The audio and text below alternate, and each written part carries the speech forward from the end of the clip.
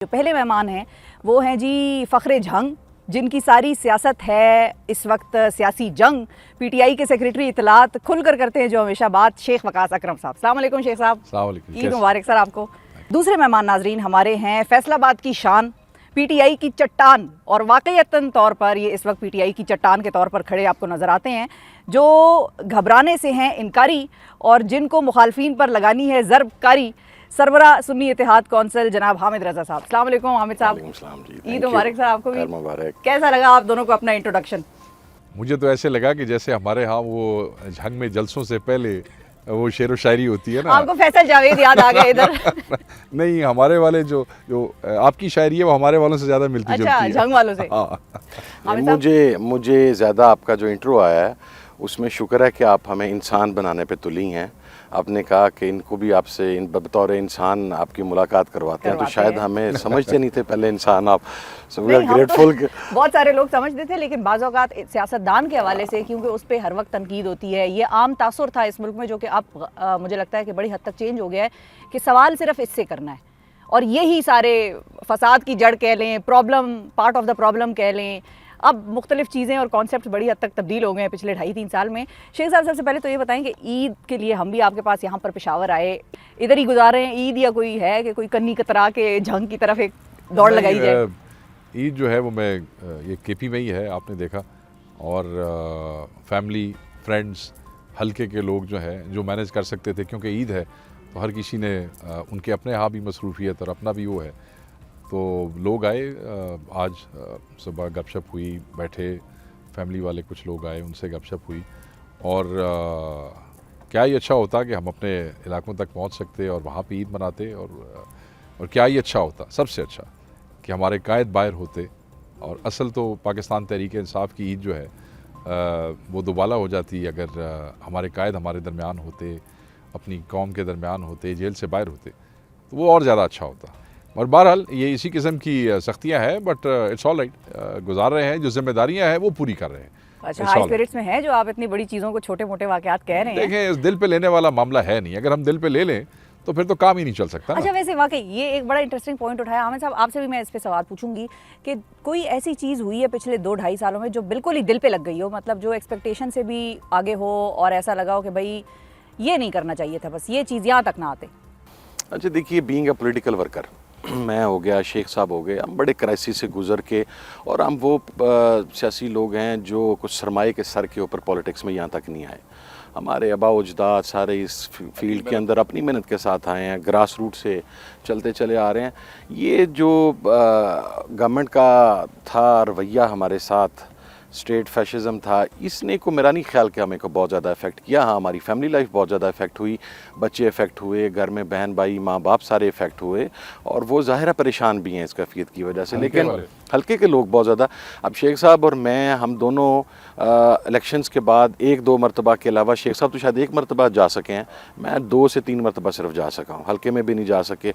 और जो बंदा इलेक्ट होके आता है, इलेक्शन कंटेस्ट करके आता है, उसके लिए बड़ा पेनफुल होता है अपने कारकुनान से, अपने वर्कर से, अपने सपोर्टर्स से दूर होना।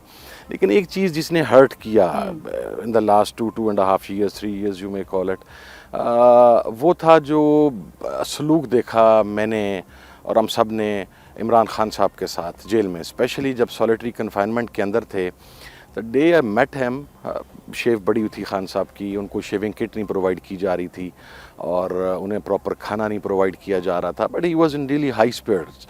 मैं बैठा सोच रहा था कि एक आदमी जिसने इतना डिलीवर किया इस मुल्क को, जिसका एक वर्ल्ड वाइड एक्सपोजर है, जिसकी एक पहचान है, बल्कि दुनिया के बहुत सारे हिस्सों में एक टाइम था जिस वक्त हम बड़े हो रहे थे, तो 2 लोग थे, एक नुसरत फ़तेह अली ख़ान और दूसरा इमरान खान। लोग इनके नाम से भी पाकिस्तान को जानते थे कि नुसरत फ़तेह अली ख़ान का पाकिस्तान और इमरान खान का पाकिस्तान। उस आदमी को आपने एक ऐसी जगह पे रख के, उससे आपने अखबारात ले लिए, आपने टीवी ले लिए, आप उसको शेविंग किट प्रोवाइड नहीं कर रहे, आप इसे इवन खेल बात नहीं करवाने दी जा रही। जेल में जो मैनुअल में खाना होता है, उन दिनों में खान साहब को वो खाना भी प्रोवाइड नहीं किया जाता, और अभी लेटली भी यही पोजीशन है। That was the point which was hurting basically. Khan साहब वाली तो तकलीफ है ही है हमारे दिल में जी। आज हम जो सब खड़े हैं वो इसीलिए खड़े हैं, ये सारी चीज़ें जैसे वो खड़े हैं, और हम भी आज यहाँ इसीलिए हैं कि हम चाहते हैं कि जो जिम्मेदारियाँ उन्होंने दी हैं वो उस तरीके से निभा सकें। उसके अलावा जो सबसे ज़्यादा तकलीफ दह चीज़ है, इट्स अबाउट पेरेंट्स।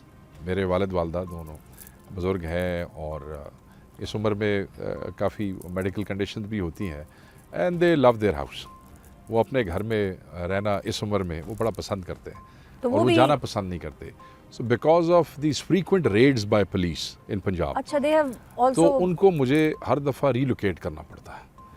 तो और कई दफ़ा मेरी वालदा जो है वो कि भाई मुझे अपने घर जाना है, बट ठीक है जिसने जो करना है कर ले, जिसने गिरफ़्तार करना है कर ले। तो मैं यही उन्हें, फिर मुझे उस वक़्त बड़ी तकलीफ़ महसूस होती है जब उन्हें this is they have to stay अपने घर में, अपने अजीज़ों से, रिश्तेदारों से, बच्चों से। वो मुझे तकलीफ़ देती है। बट जब वो आगे से कहते हैं, एक लफ्ज़ मेरे वालिदैन हमेशा मुझे कहते हैं जब भी कोई ये क्राइसिस, क्योंकि ये इतना बड़ा क्राइसिस उनकी सपोर्ट के बगैर हम गुजार नहीं सकते थे। अल्लाह खैर करेगा, बस इस लफ्ज़ के अलावा आज तक मेरे वालिद और वालदा के मुंह से कोई लफ्ज़ नहीं। जब मैंने भी कभी कहा कि आप अल्लाह खैर, कोई गल नहीं, तू तकड़ा हो, बस तू तकड़ा रहे। अच्छा, वो उल्टा आपको हौसला देते हैं। हाँ, यस, सही है। अच्छा, आप लोगों पे जो FIRs हैं, आपका टोटल काउंट कितना है? ये है जी कोई 45 प्लस है। ठीक है, आपका हामिद साहब? अराउंड 41 जी। 40 ही है, ठीक है। अच्छा, बट इसमें अहम बात यह है कि ये एंटी टेररिज्म एक्ट के तहत है। इसमें मर्डर, एंटी टेररिज्म एक्ट, इसमें अब वो कोई नया भी वो साइबर क्राइम और पता नहीं क्या, what and what not. Mastermind मैं वकास भाई की एक बात को आगे चलाता हूँ जी। देखें, बेसिकली हम लोग सियासत में हैं, ये चीज़ें ये हमारे लिए नई नहीं है, लेकिन ख़ानदान बहुत, फॉर द फर्स्ट टाइम ये हुआ। वकास ने तो खुल के नहीं बताया, भैया मेरा, वकास की जो वालदा हैं उन्हें जिस FIR के अंदर नॉमिनेट किया गया, इट वाज सो डिस्गस्टिंग। है वालदा मेरे लिए एक दूसरा पेनफुल लम्हा, मेरी हमशीरा, हम जॉइंट फैमिली सिस्टम में, शेख साहब भी, मैं भी, हम लोग जॉइंट फैमिली सिस्टम में रहते हैं। मेरी हमशीरा जो हैं वो 9th मई के केसेस के अंदर नामजद कर दी गई। She has nothing to do with politics. मेरे लिए बड़ी तकलीफ़ का मरहला होता है जब वो ATC के अंदर खड़ी हो के तो वो ट्रायल को फेस कर रही होती हैं। I mean we been through a lot. अपनी भाइयों का, हमारा शेख साहब के भाई, बल्कि PTI के हमारे तमाम अक्सर जो MNAs हैं, पार्लियामेंटेरियंस हैं, लीडर्स हैं, उनके भाई सारे। लेकिन असल तकलीफ़ जब होती है जब माँ बहन को इस मामले में इन्वॉल्व किया जाता है, और हम गुज़श्ता 2 साल से इस तकलीफ़ से गुजर रहे हैं। सबसे रिडिकुलस केस आप लोगों पे कौन से? चलो दहशतगर्दी है, लेकिन सबसे बोंगा तरीन इल्जाम क्या है आप? काइट फ्लाइंग, मेरे पे काइट फ्लाइंग का एक FIR था बसंत बना रहे हैं 9 मई के आप? बाद। हाँ, अच्छा, 9 मई के बाद एक काइट फ्लाइंग का जो है वो दिया था। I don't know about him, इनका तो मेरे ऊपर जो क्यों ज़रताज पे कंबल चोरी है? उमर भाई पे बिस्किट चोरी का जो हुआ, देखा आपने आज? उमर अयूब साहब पे, जिसमें उनकी ज़मानत अभी रिसेंटली ATC ने खारिज की, वो बिस्किट चोरी तो था। मेरे पे उनको हो सकता है कोई डब्बा चलते चलते उठा लिया। मेरे पे जो उन्होंने संगजानी की एक FIR दी है, उसमें मैं को hand grenade, bullet proof jackets, चलो ये तो हैवी नौयत पता की है। नहीं क्या क्या छीनने, नहीं, एक तो एक सामान पड़ा होता है ना, एक आपने सिटिंग DSP से उतार FIR में मैंने भी किसी को थप्पड़ वप्पड़ लगाया, अच्छा। मेरा भी उसमें नाम, वो सारा कुछ भी उठा के ले गए। तो हंसी आती है बाजू का। एक FIR है जिसमें फल एहतजाज के दौरान फ्रूट की एक रेडी है, उसके ऊपर से सेब चोरी किए हैं मैंने। आपको सेब पसंद है वैसे? नहीं, नॉर्मली खाता हूँ। इधर गवाही ना दे दीजिएगा क्योंकि ये आपका इस्तेमाल हो सकता है अदालत में, ये तो मैंने वैसे पूछ लिया। सेब चोरी भी है इसके सब पीर हैं जी लोग, वैसे ही सेब और चीज़ें पहुंचा देते हैं।